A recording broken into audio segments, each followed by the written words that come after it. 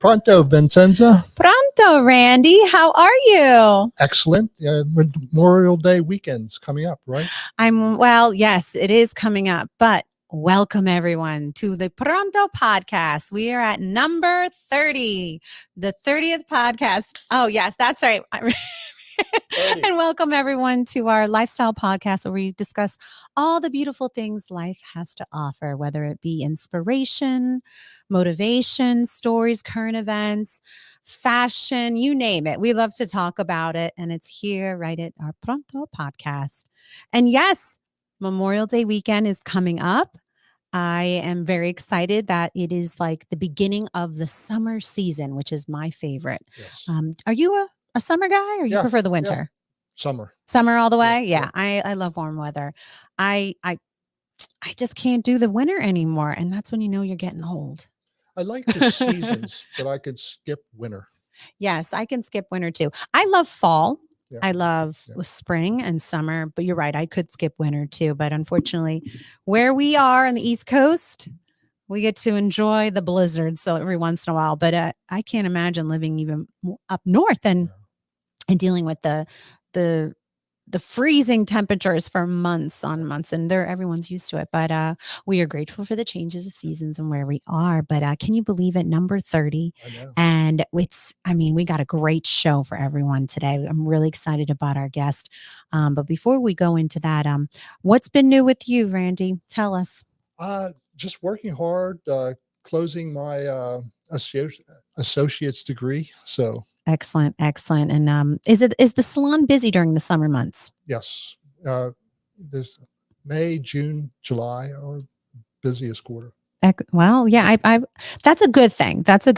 Because people are taking care of their hair, taking care of their skin, taking care of their beauty, their beauty regime throughout the year, which is important. And leads me to this, talking about beauty and beauty products. I mentioned this on our last podcast, and I have finally had the opportunity to start testing out the Della Hart line. So we do offer this. Well, I don't offer this. Curry Hair Skin and Nails offer.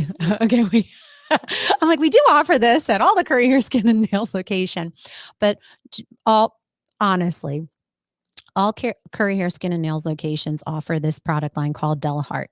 Excellent product line, and it's all for anti-aging and helping your skin. And I am all about any new products, and I love testing out new products to make sure that it's good for my skin. And what's nice about this particular product that's offered at all the Curry Hair Skin and Nails location, that it is safe and for sensitive skin, which I have. It's dermatologist recommended, and it is gluten-free, paraben-free, clinically tested, synthetic, and fragrance-free. So it's 100% natural. And these are the very important details that I look for because I have such sensitive skin and I have lupus.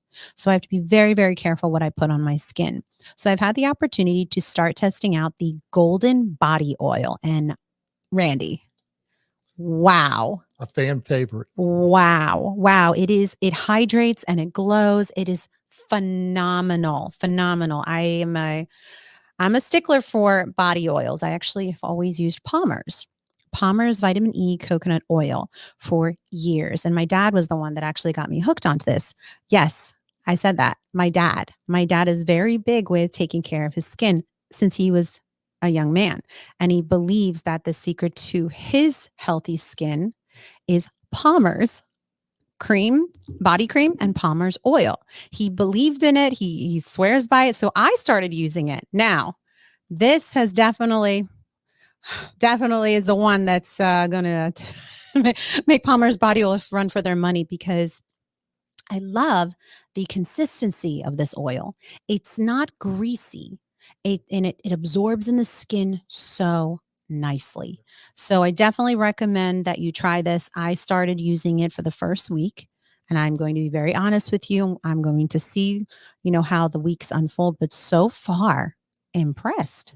Now, it does, this particular product, they do recommend that you brush.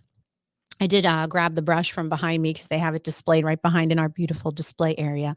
And I did grab the brush, and they do recommend that you use this beautiful brush to brush the oil. So once you massage it onto your skin, then this brushing technique.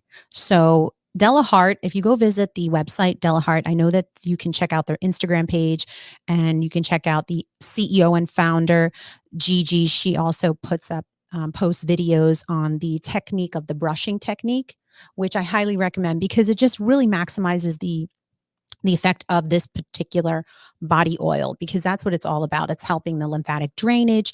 It's helping any swelling or cellulite, or just really getting the circulation in your body. And I've said this before and I'll say it again. Good circulation helps with healing.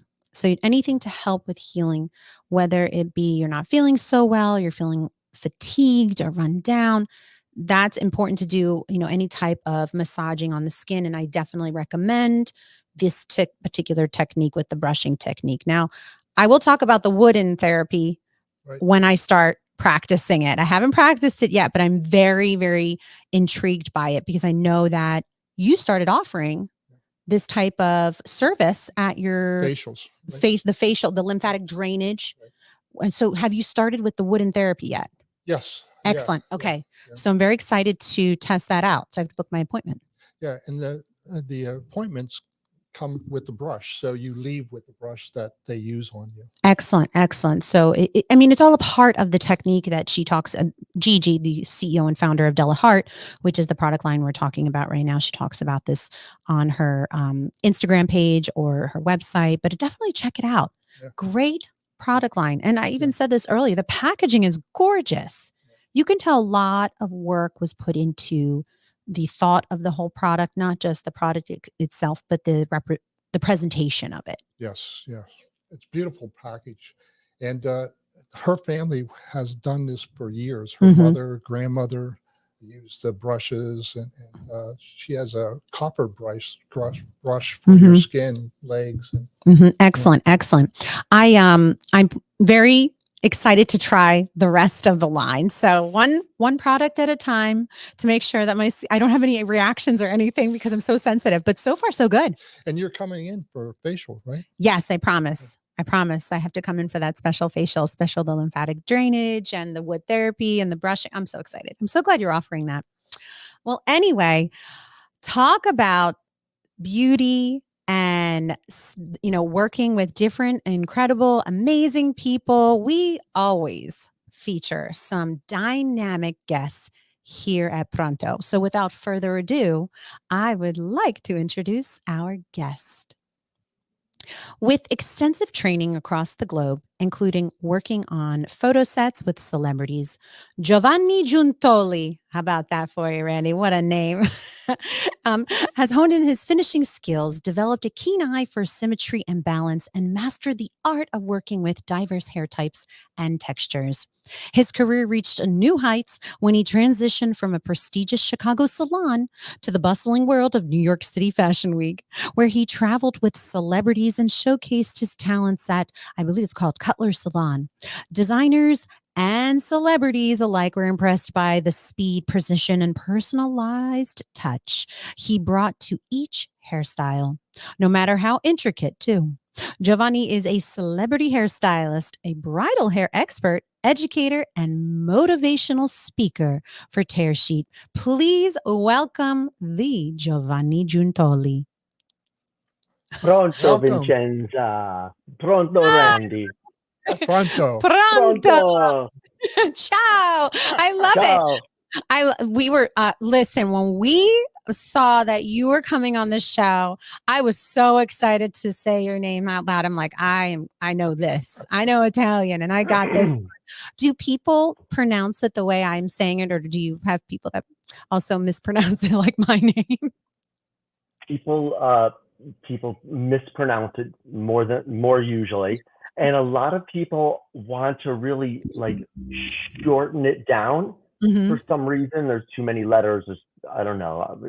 But I've met people where immediately as I introduce myself, my name is Giovanni, they go, "Hey, G, what's going on?" Yeah. And all of a sudden I'm G and I'm down to one letter from 8 letters. Oh, my goodness. And I won't even get into the last name. That's, a myriad of stuff. Or people think that my first name is my last name.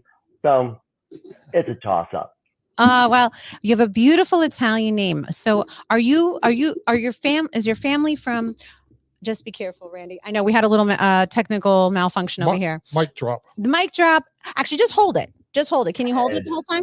Yeah. Perfect. Is it okay? Just hold it. Good. Your assistant Okay. Ted dancing I there, know. everybody. I know. Right? I know. All right. So Giovanni, while we're fixing the microphone right now, because it's so funny. Right before we started, I had noticed it was a little bit lopsided, so we were adjusting it. So I think when we were fixing it, Randy's mic got a little loose. So please forgive our delay. But when we were talking about you joining us last week, because we had an interview last week, when we were talking about you joining us, we were so excited because we had an opportunity. Well, I had the opportunity. I'm sure Randy already knows everything about you, but I had the opportunity to go and look up your resume, in a sense, like look at your background, and wow, you are so accomplished.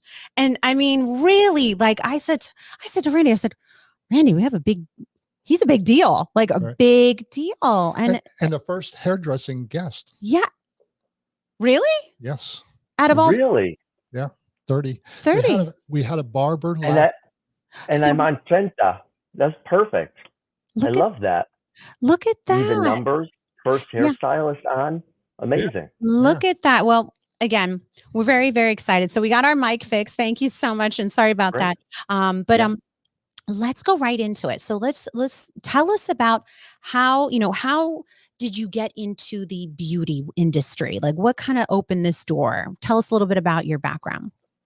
The short story of it all is I worked a lot of other career jobs, really, starting off young. My first work was modeling and acting. We had friends of ours I went to school with. The whole family were models and actors and actresses. And look at that! Look at that photo. Is that you? That's a gem right there. Oh my goodness, I love that photo. Okay, so are you on the right or the left? Come on, I'm on the left. I'm the cool guy in the black jacket. Members only. That's great. Oh my gosh, that's so good. And what a deal, right? Under $23 for a jacket like that. Come on. Well, that was definitely a deal. Wow. Yeah. Okay, so how old were you here? I was about 10 years old. So I bothered my mom for a year to start doing it, not realizing, all that goes into it to start to cultivate a portfolio and agency and all of that. And then started slowly but surely booking some jobs. And my first, is one of those things where be careful with what you wish for. I'm hoping like, I'm going to get great jobs and all this. And I remember being outside, hearing my mom excited that something landed. And she rolled open the window, and the window opened. She said, "We got something. You got booked, and that's great." And I said, "Oh my God, I can't believe it. What is it?" And she goes, "It's Underoos. It's a new underwear that's a character, and you're going to wear underwear." And I, all of a sudden, my excitement declined very quickly. Do we have a picture? And I don't have that photo. But let me tell you, as a 9-year-old model, there were a lot of hands going on up there to make things smooth and tidy and all that. Then posing next to Dad, the whole catalog pose. But I did that. I worked construction. I did landscaping. I did automotive detail. It was kind of like handyman around town kind of thing.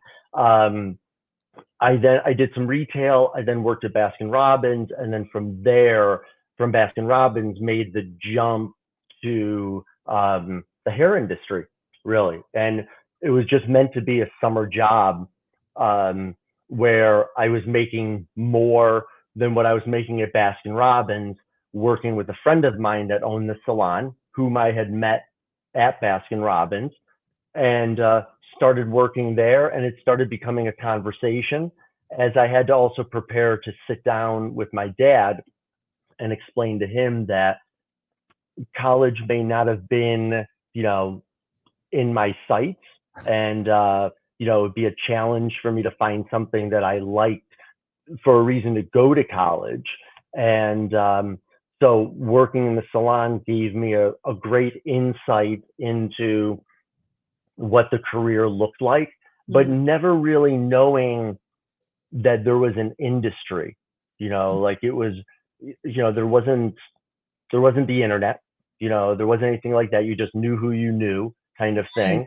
And so I worked at a great salon in the outskirts of Chicago, and I just fell in love with it, and fell in love with the idea, talking to the owner, that there are so many facets of the hair industry, and then outside of that, just being a creative field, that, the concentric rings, if you would, really, radiate out, but all keeping like a real symmetry throughout it. And so that's where I got my introduction to the hair salon and doing hair. Okay. Cultivating my gift to gabbing and talking. And it took off from there. Went to beauty school right after high school, and started working. Where did you go to beauty school again? I went to Capri Cosmetology School in Oak Forest, Illinois. Illinois. Okay. So which leads us to how you started your career in Chicago, and then you took this big leap to New York City. So could you tell us a little bit about that decision and transformation it created, the transformation that it created in your life? I loved the energy that I always got from going into the city from being a young kid. I would be driven in by my mom, and, seeing the buildings and feeling the change of energy, throughout the city was really, enjoyable to me. And so knowing then, wow, I can work in suburban salons, but where the real hair was being done, and also kind of the opportunities were happening in the city. So actually my sister-in-law now, her aunt knew the owner of a salon, Mario Tricosi Salon, in the Chicagoland area. And she kind of said, I know somebody, he's going to beauty school, he's really interested in coming and working with the city, et cetera, et cetera. And so I got the opportunity to have an interview with him and start working in the city. And it's amazing the difference of salons that will immediately put you onto the floor versus salons that have like an education system in it. Because it's like a rude awakening to learn how much you don't know, coming out of beauty school. So that furthering training was really helpful to me. And it wasn't until from working in the salon in Chicago, I got opportunities to get onto the Wella artistic team. I started working with the lead team on doing photo shoots. And it was my first photo shoot that I got to see what my hair looked like on camera and what kind of story it told. And that Polaroid is what started the fire in my belly to go, this is amazing. What I see and what the camera sees, what you can do with the mood of it. And, it was surreal to me, and it was just something really, really exciting. Oh, I love that photo right there. How many years ago was that photo taken? Oh, that was probably within the last 5 years or so. We were in Miami, and that was a workshop that we did with Tear Sheet, bringing hairstylists to different locations and collaborating with the other elements that make up photography and magazines, other aspects of the inspirations that our clients use, the imagery. Right. Now, I love the behind the scenes work. Right. even though I've had experience in being in front of the camera, and I still to this day have experience being in front of the camera, but I really love what goes into behind the scenes, and whether it's the hair, the makeup, the wardrobe, the production team, the lighting, the sound. I love the production part of putting up, an image together or a video together, whatever it may be for some marketing campaign. It's like you said, it's the fire that you get, that it's so exhilarating and the adrenaline rush. And clearly you're good at it, Giovanni, because it has shown in your work over the years. Well, thank you. Of course, I've had the chance to visit your Instagram page and just kind of look you up a little bit, and you can just see that you love what you're doing. Right. We talk about this all the time, right, Randy? That it's important to love your work. Listen, work will be work, right? It's going to be work. It's going to be hard. That's okay, but you have to love it. You have to have passion to do it well. Yeah. To do it well, Yeah. and it shows in your craft. It really does. Now, I do want to talk about the bridal side of things, because you're a bridal hair expert.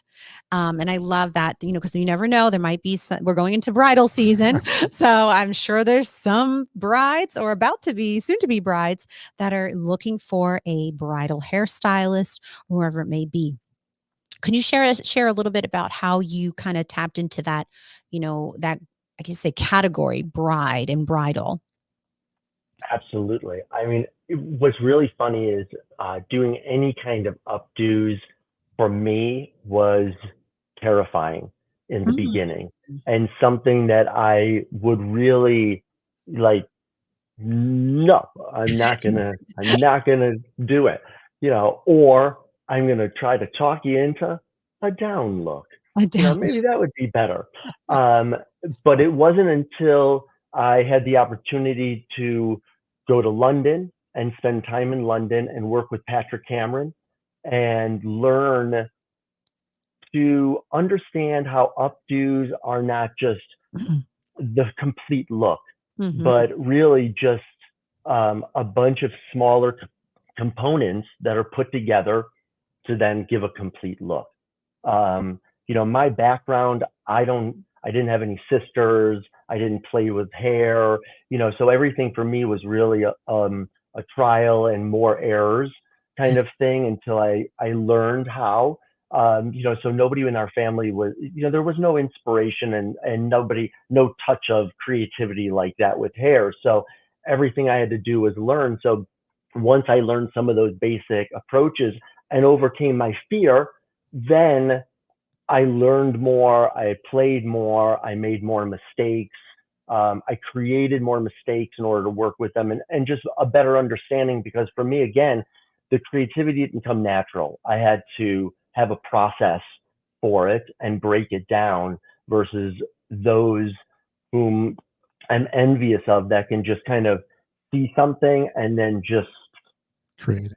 put it together, kind of thing. So, and the bridal is, something that I just really started falling in love with. It was one of those things where it was a challenge to me.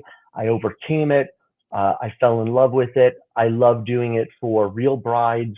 And I really love working with a lot of the designers I've had the chance to work with and work with their shows or their catalog. From Amsala to Inez DeSanto, some really amazing bridal gown designers. I was just I'm just going to ask, could you list some of these designers? Because that's fascinating, not just to us, but I'm sure to our listeners and viewers. Who have you? Yeah, we have, I've had Amsala and Kenneth Poole. Inez DeSanto was something that we just did this past bridal season. And it's just, it's amazing to see the artwork and detail that go into each dress, because each dress is so vastly different from one another. The bead, it's just one of those things where I really love, there's that attention to detail. And maybe because a little bit of that is me, paying attention to those little things, because I feel like that really is what separates, really good from great and greatest. So, working with shows like that, you start to look at the process And you Right. mentioned before about the behind the scenes. And I love, hey, listen, I tell all of the tear sheet artists, the front of the house is beautiful. You see everything put together. But Right. what's really interesting is how it's put together, who's putting it together, what's making it stay together. Like that process is the process that most people don't have the opportunity to see. The man behind the curtain, Yep. the wizard. Everybody wants to see the wizard, but they don't mind seeing the front of the house, and it's great. But I love being part of the process. I love being able to give artists that behind the scenes, work with bridal designers that are just amazing. And, even if they're tense during the show, there's an understanding of like, there's a lot riding on these shows, and they want it perfect. Everybody wants it perfect. And just the collaboration that goes together to make a show come fruition. Right. I was just thinking about you listed some bridal gown designers that you've had the honor to work with and the opportunity to work with. I just thought of someone that I hope and pray that you'll be able to connect with if you haven't already, because they're in New York, but Long Island.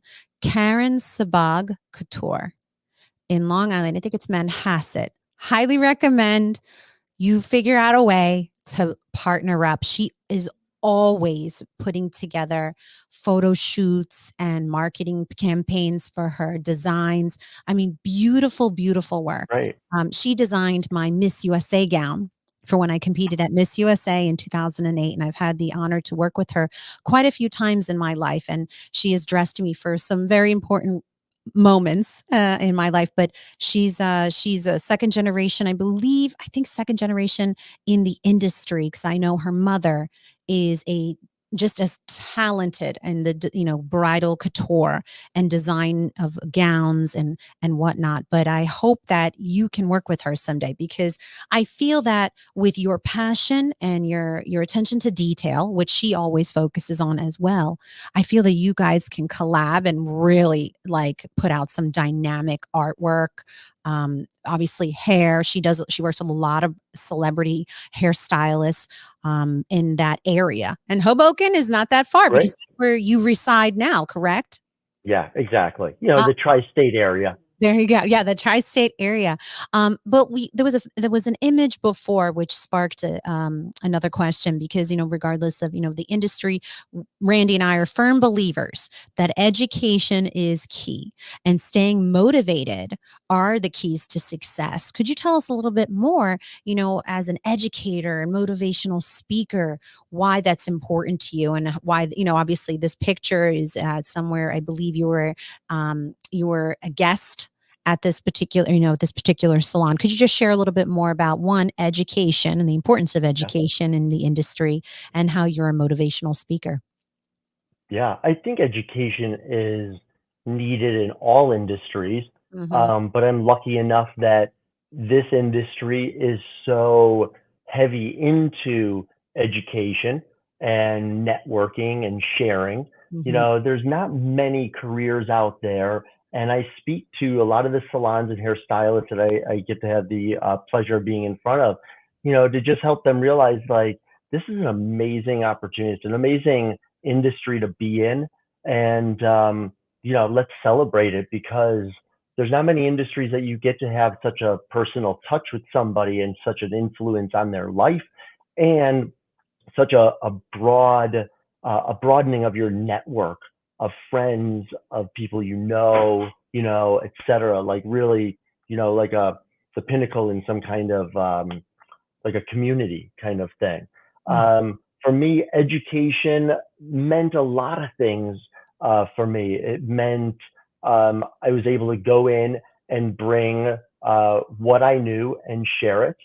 And in the beginning, it was noticing also how much I'm taking back as well. I feel like in the very few first years, you're such a sponge. If you're allowing yourself to, you'll really absorb what's going on. How Mm-hmm. can I be a better educator? How can I help that person learn what I'm saying better? How can I make it more clear?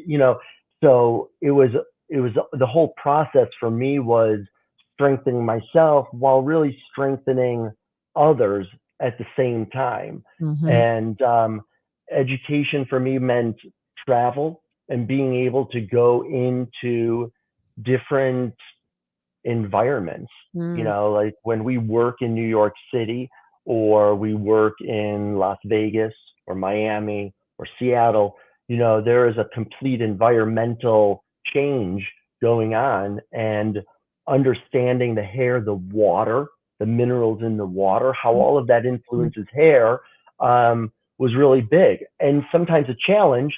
But like, okay, now we have to work this out. What do I need more of? How do I have to work this? So, again, it was also learning a lot from the attending stylists that shared and passed on to me about what their little tricks and tips were about working with hair with those clients that were in those areas. And so upon traveling with shooting, I then furthered that, but was able to bring photos and imagery into education to be able to have those that are getting the education a broader understanding of what was kind of going on. But education for me was something that I just simply enjoyed doing, and was always really excited about getting the opportunity to bring what I knew to somewhere maybe I've never been before, another part of the world. And it was always like honored that, Italy wants me to come there. Oh my God, I'm going to go to Amsterdam and I'm going to educate them and share, like, they want to know what I know. Yeah. Like, and wow. that's a big deal, Giovanni, but you've put the time in. You've put that time in, you put the work in. And in the fact that you have the passion and heart that you want to pour into others, the way, you've obviously have put the time and the work in to educate yourself and experience and be very diverse with your knowledge on all different hair types and textures, which is very important. And I made sure we mentioned that in your bio, because you're well-rounded. It's not all one hair is the same. Hair is very different, and even the environmental factors that you touched on can make a difference in your hair. From just the water you're using could change the hair. And I love that you said that. I swear, I think my shower has more minerals in it, because my hair can sometimes be very dry. And I've always said this, I'm like, I feel like the water I'm using on my hair affects my hair. And you touched on it, you said it, and that's true. Now, because you did your education, because you taken everything into consideration, whether it's the temperature of the environment you're in, whether the humidity, it's humid outside, whether, the water, when do they wash their hair? How do they blow dry hair? I'm sure you're taking all this into consideration, which is important.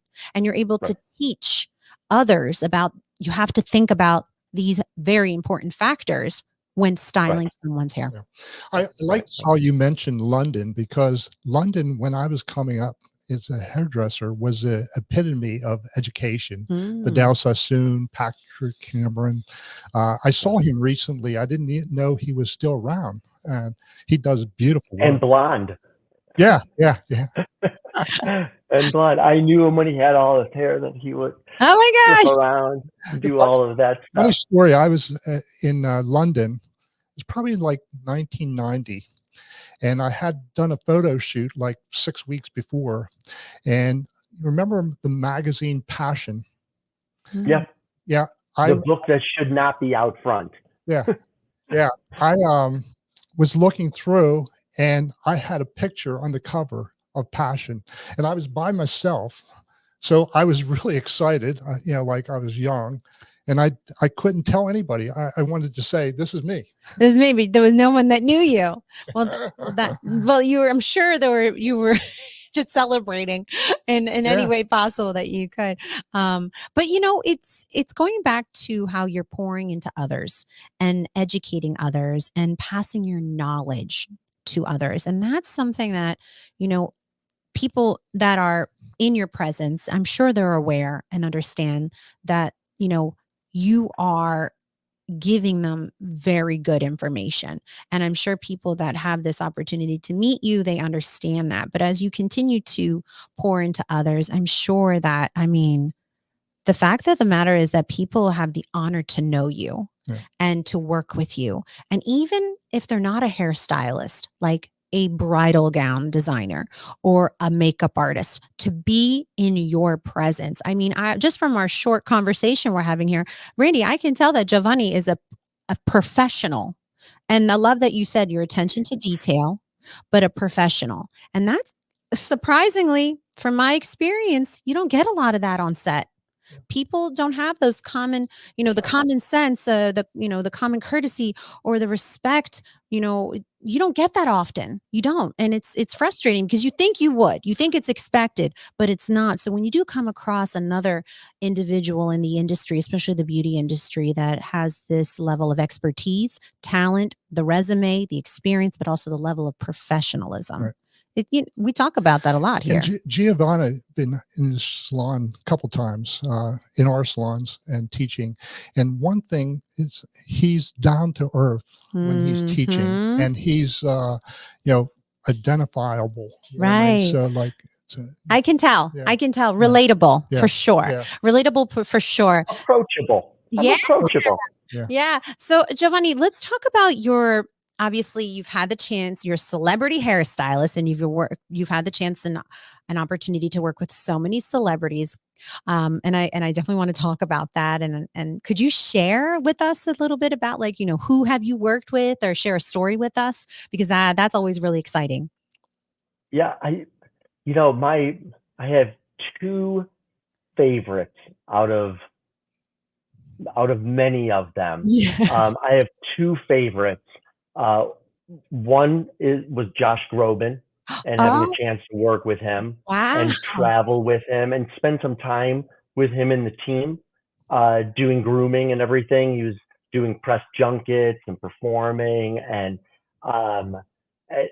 another just real down to earth celebrity that was happy, and I think understanding. Like going back to what Randy said about, London, like in London, in England, hairstylists are rock stars. People are like, you're getting your hair, like, it's amazing. You got it done by this person. Like, it is like held to the highest rank. In the US, not so much. Interesting. I didn't know that. Not so much. And, and Mr. Groban was professional and appreciative, and when we were working and professional, get the job done, do it. And when we got to hang out, we got to hang out, and relax, walk. I had the opportunity to do a bunch of things. I got to test flights, Delta test flights, and do all these other special things, and like with the celebrity, and you're like, oh my God, this is amazing. We got to play cool. Like, what do you do? And I'm like, his hair.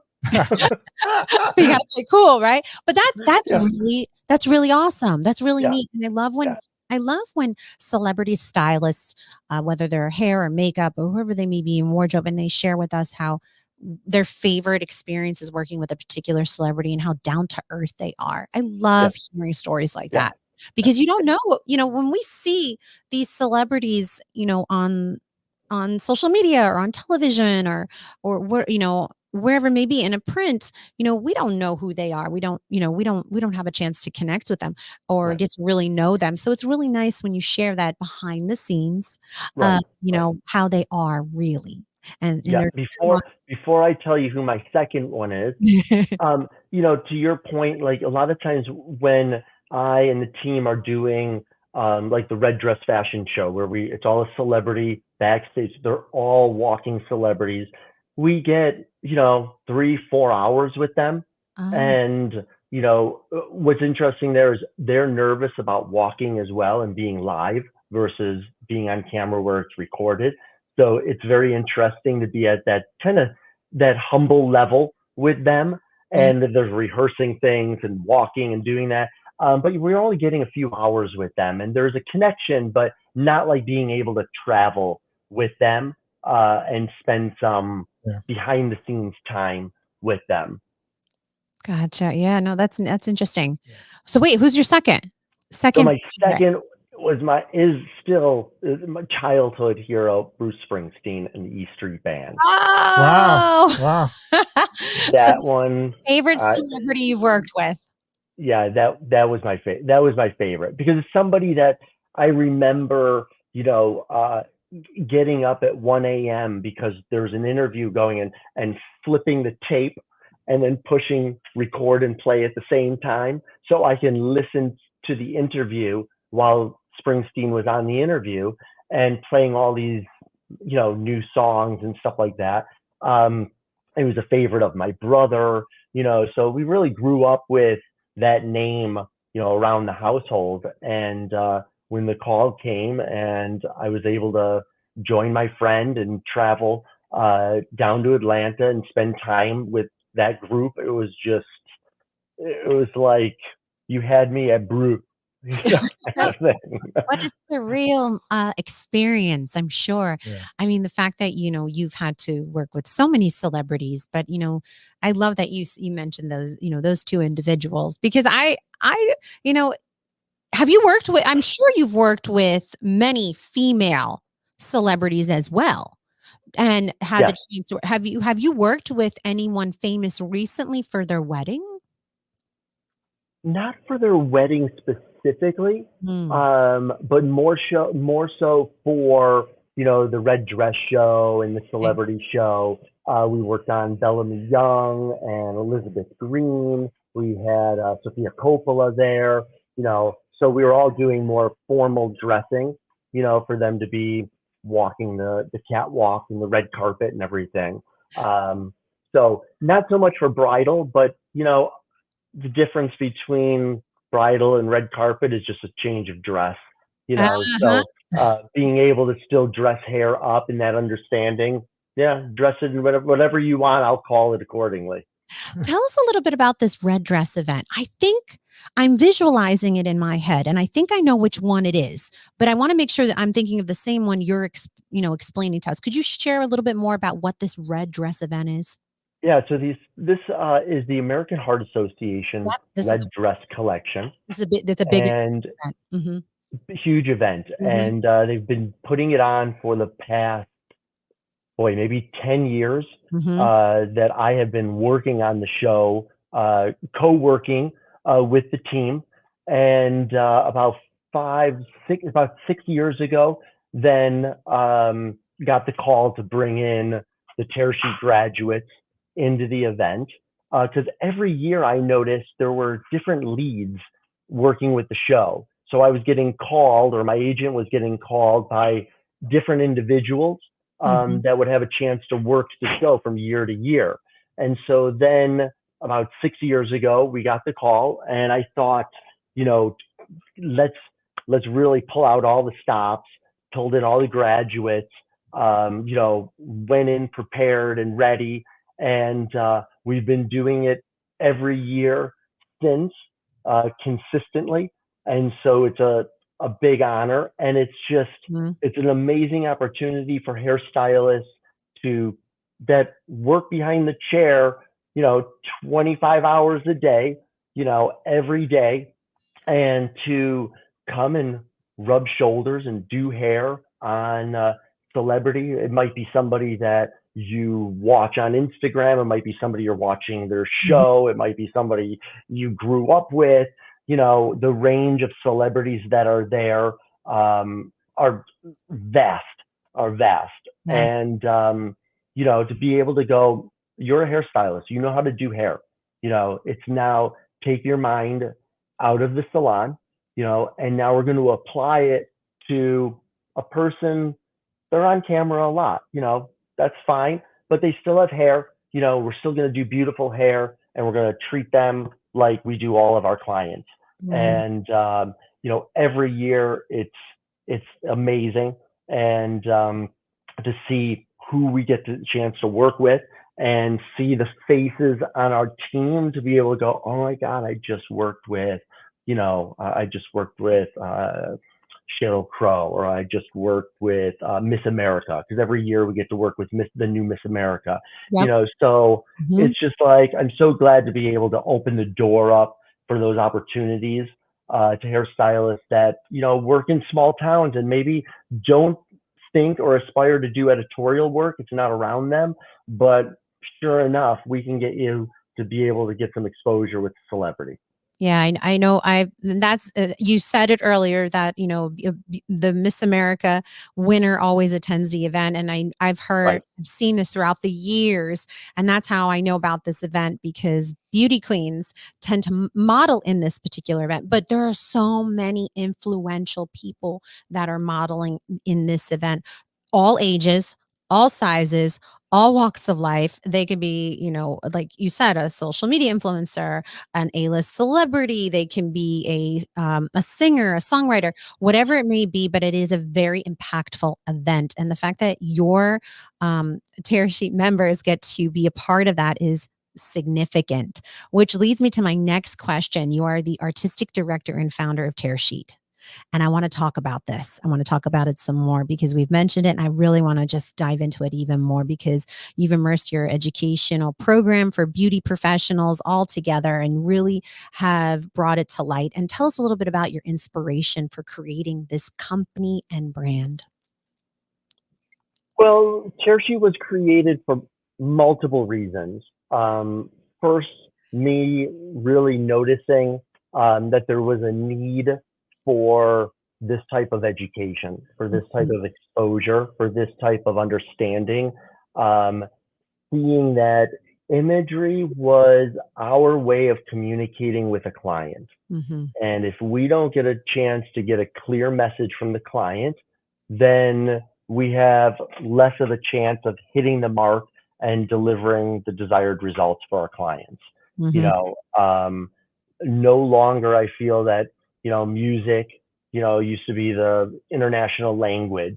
Now it's like, no, imagery is, we know what we like, we know what we don't like. We could bring images in to show color or shape, texture, et cetera, and really be able to get our message across. The problem that I saw was there was the salon hairstylist and world where the client brought in the image, and there was the hairstylist that was creating the hair for the image. Mm-hmm. And there was no bridge from the one to the other. Mm-hmm. And so I struggled with getting to understand the image because, again, me not having any background, looking at an overall picture, not understanding the intricacies that build it, I just thought people were like shotgunning pins, like just literally like just grabbing pins, throwing them, like just turn your head upside down. We're gonna start throwing pins, launch boys, and they just start, and it's all up, and I would put that picture on my mirror in front of my client, and we both would stare at the picture and then stare at her hair and then stare at the picture and stare at her hair. And I go, I don't know why I can't duplicate it. And it was like that moment in your career when you stop doing hair to just do hair, Mm-hmm. and you start doing hair to do hair for the person. And my understanding of doing editorial work started adding into it and started going, this is just inspiration. I don't need to literally make this black and white photo look like this person that's living here with different hair and different color hair and different, like there's too many variables. And all of a sudden that made my career and my life, so much easier. And I saw as I was educating and sharing that the audience was very interested in becoming part of the hairstyle. Like, what does it take to be the hairstylist doing the hair and not just be the hairstylist using the hair as inspiration? Mm-hmm. And I started going, boy, I really worked hard, and some of it might have been my stubbornness to just not bend and go the route that everybody else was going. I wanted to do my own thing and just go through the trenches, of getting that agent and getting the first shoot and booking, and doing it. I don't want to say grassroots, but I think that's more understandable, like really just going from the underneath up. Mm-hmm. And I think it was when I saw the masked magician that was ruining it for all the other illusionists and magicians, and they were sharing what made that plane disappear in front of your eyes. And I went, what? You're going to show me how this job is done? And all of a sudden I was like, more people want to see how it's done. They want the opportunity. And I started noticing from my educating, and at this time I was educating with the Redken, I started noticing how to educate for the learner, for the attendee. I also noticed that, once we said goodbye to attendees, that was it. We hope you come back. I hope to see you again, and that's it. And I said, there's got to be a way for us to help the attendee learn more, but also to stay connected with them and start building another network within it and build a team. And that's why we started building the Tear Sheet Artistic team from the graduates, because those graduates have already kind of passed a few tests. Do you understand hair? Can we shoot with you? We have a collection of imagery. Now, when we do fashion shows or photo shoots, we almost act similar to an agency where we can source our team from our own team, and we can stay connected with them and share with them, the behind the scenes, the how-tos, how to get that hair. Like, everybody loves that hair, but let me show you how we do that. Right. And it's amazing to see the faces of when people are like, you mean there's a fan moving that hair? Like, oh,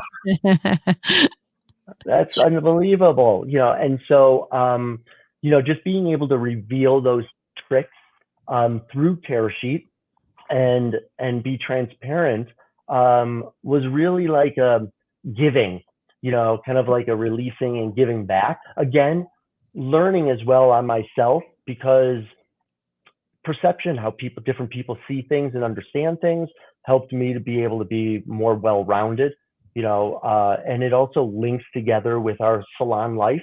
And it also, for me, links together with not only salon life, but also bridal, and changes the way even I have a consultation, and asking questions about lighting, movement, what is that photographer going to be trying to capture, and therefore then we can give the photographer something to capture versus letting them wait for the right moment and their shadows and straight, like, let's have a next level conversation with you and where you're going with imagery, and therefore helping the hairstylist doing that as well within their clientele in their salon.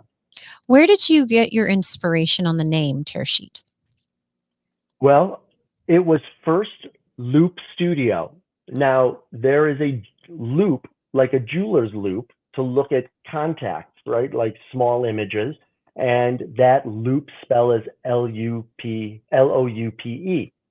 Okay. But everybody was calling it Lupe Studio and wanted to know who Lupe was. Oh. And I was like, I gotta change. I think we gotta change the name. I had a partner at the time, and it's one of those scenarios you go, it's never going to happen to me. And then you're like, oh my God, I'm like the poster child of that exact thing happening to me. And really found that Tear Sheet is a name that we give to the images that we either used to tear out of a magazine or that we download now from an image or screenshot and put in our portfolio. Those are tears. Those are tear sheets, to show our work. And for hairstylists in the salon, it's your images of, your portfolio resume, of the hairs you've done. I've just posted recently, I really feel that beautiful hair promotes more than the spoken word now. You're not going to get somebody to read something unless they feel in their eye that something is beautiful enough to click and read further, so we got to create and put out some beautiful hair so people can either want to see what it's about or want to have it.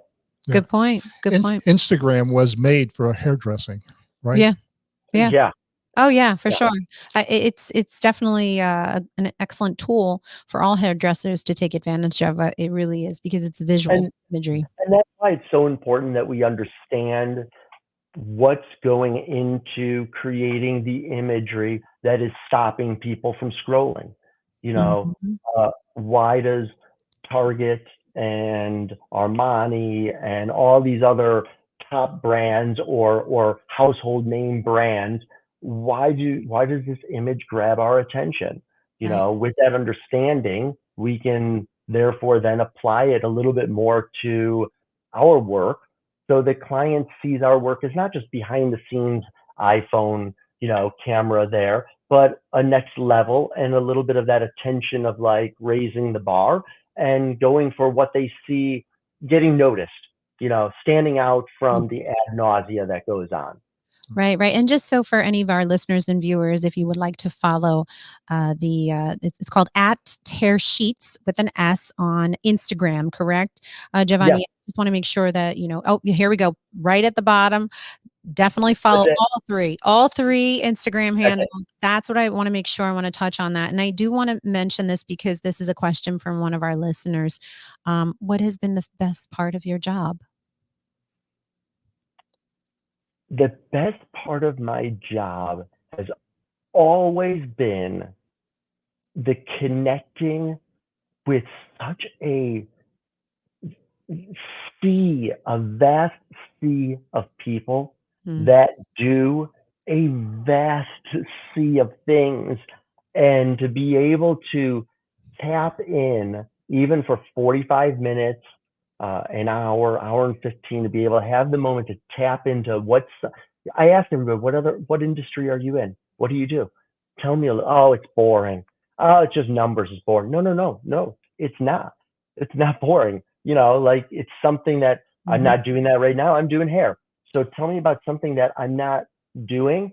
And it's just that I feel that's something that really drew me to it was the salon owner that I had met through Baskin Robbins, the people he knew, like I know that car dealer, I know the person at the bar, I know the owner of that bar. We can go and like hey, how are you? How people say, I just went, he is like a celebrity, but like in the know kind of thing. And Right. I just think that if we just listen and find more out about a client and stuff like that, just for me, that gives me the juice. Like when I see new clients, I'm like, "Ooh, somebody new. Oh, I wonder what they do." And I start having this narrative in my mind. You That know, was the idea behind Pronto. Oh yeah. Yeah. We bring in on artists or any industry specialist. Right? hmm I don't know if you know, Giovanni, my profession outside of the podcast and television hosting and the beauty pageant world. I'm also the executive state director of Miss Delaware USA, Miss Delaware Teen USA. So I'm in the beauty industry. I'm in it. yeah, But my ultimate profession is I'm the owner and operator of an Italian restaurant in Delaware called V&M Bistro. I'm third generation in the Italian restaurant industry. And my favorite part of my job is the same answer that you gave as the favorite part of your job. I love meeting new customers. yeah. I love it. Not that I don't want my existing Oh, we customers love and then go, "What? He doesn't I know care." we Like, love them. no, we will continue our We story. love them. Right. We'll Right, continue as I get to know you, and right, but right. new ones are, it's Yes. like an exciting first date. Yes, Right. that's I exactly. wonder what's gonna happen. I Yeah, wonder that's what's gonna happen, yeah. like, after the date, is there gonna be chemistry? What will I find out next? That's so funny how he puts it that way. Yeah. But it's true. I had to serve on Saturday for dinner service. We had a server called out, and I had to serve. And I love serving because it's like a hands-on experience right now. I really get to dive into what's happening during service. And every time I would, we assigned a table, the first question I ask is, "This your first time visiting? First time visitor or returning?" And I love our returning customers. Don't get me wrong, because they are the ones that we value so much. But I do love when I have the opportunity to serve new customers because it's a new experience. And I love to get to know them during the time that they get to know us at the restaurant. And so I do understand how you connect and how you enjoy that. And that's the best best part of, your, I don't say the best, but it's one of your favorites, because we have so many favorites, but one of your favorites when you're, having the opportunity to meet a new client in your chair. Yeah. Yeah. Well, I have to just shift gears a little bit, because I see that we are, I can't believe it's been an hour. It hasn't felt like an hour. And Randy has been talking nonstop. No, well, I don't know if He you doesn't let me speak at all. if you don't know a little bit about us. I'm the one that enjoys the conversation. I'm the Ed McMahon. Yeah. And she's the Johnny Carson. But here's the thing, like, that's why I say to Randy, I was like, save it for the podcast, because Randy's listening. He is so engaged with the conversation, listening, learning. You got him, Johnny. Right. I want to talk about the salon at Hoboken, because you saw on the Instagram handles, there were 3 Instagram handles that we're suggesting to all of our viewers and listeners to follow: at Tear Sheets. And then there's at Giovanni Giuntoli _. And then the third one is at the salon at Hoboken. Tell us a little bit more about your salon in Hoboken, New Jersey. So 2019, my wife came to me. She is a hairstylist as well. And I believe she too has been to Randy's salon.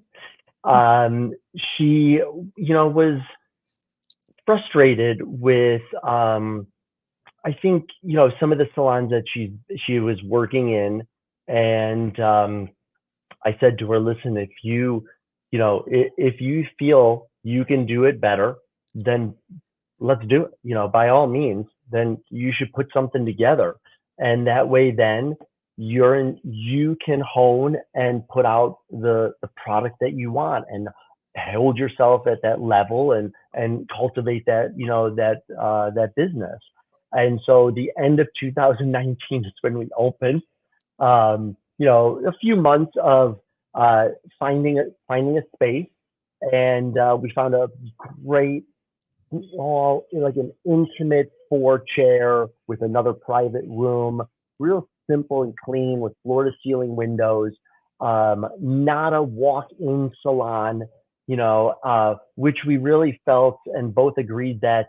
The walk-in salon these days is kind of going away. Like, you don't have to be on a main street to get clients. The clients these days are researching or Googling or reading reviews. They're not going, oh my God, I have $500 in my pocket. I'm going to go get a balayage. Let's go do that. I don't even know this salon, but let's go take a chance. They're finding out about it. They're looking. They're asking friends. Again, they're on Instagram. They're searching, and so we really felt like we could be on Washington and be paying $5,000 or more a month and really stressing about that, or we can be a destination. Either way, people go the same distance, and so she started this quaint little salon the end of 2019. We closed in March 15th and reopened in May 15th, because of COVID.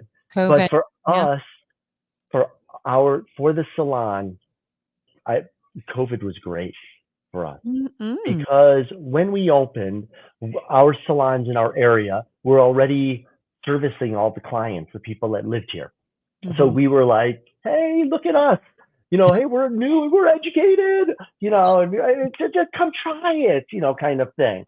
And, we would get clients, and that was good. But then COVID hit, and we have a patio, and we always wondered, what could we do with this patio? We could have a waiting room, we could serve drinks out there, we have an umbrella.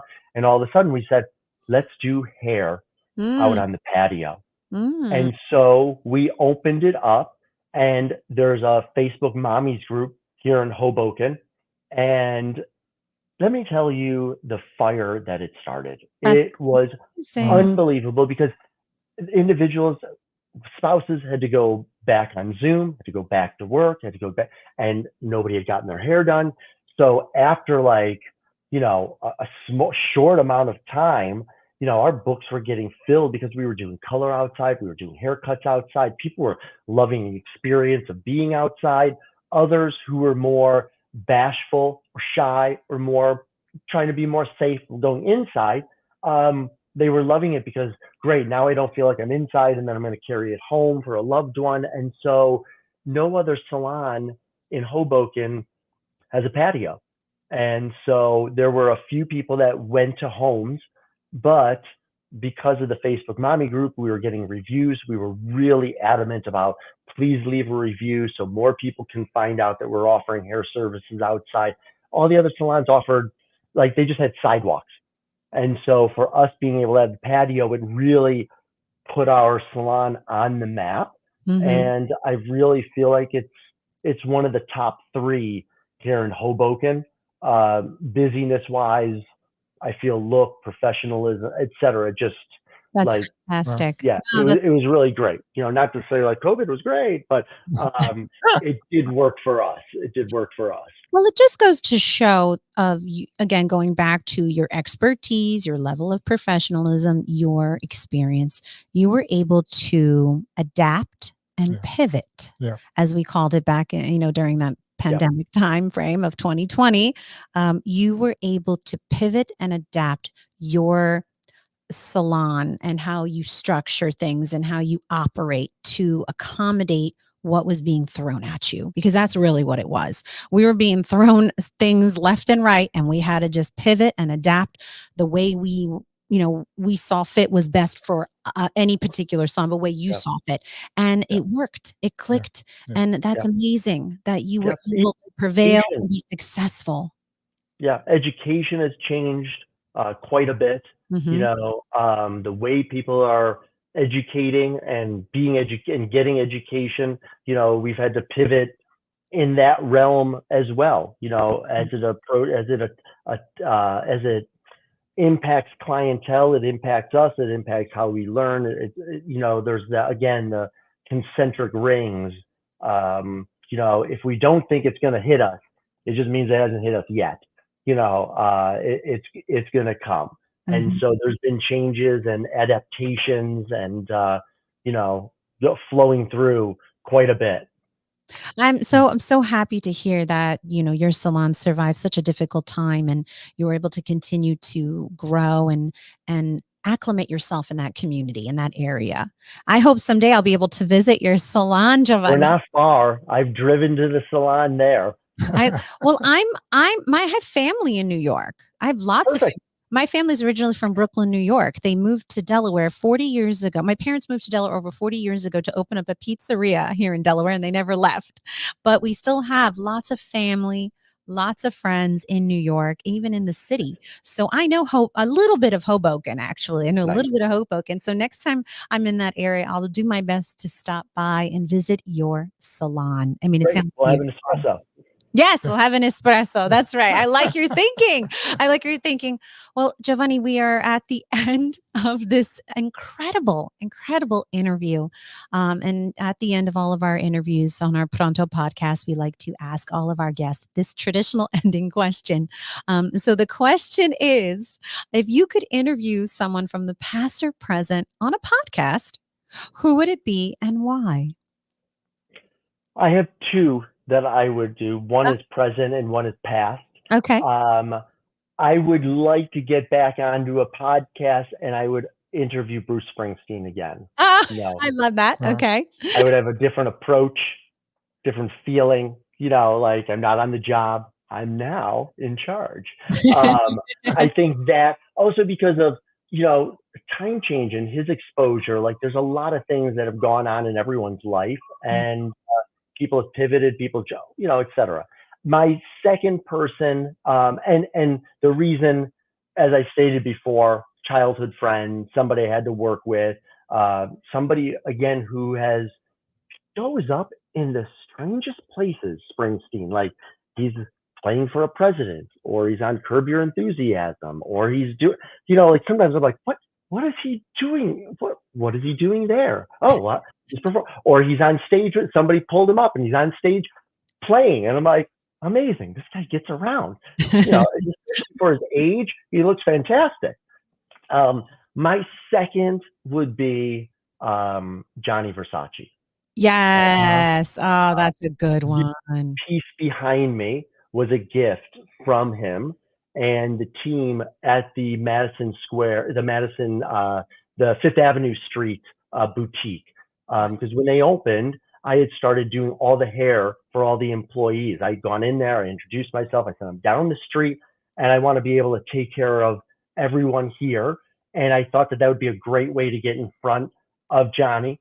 And so when they had the big grand opening, I got on the list to walk the red carpet. Amazing.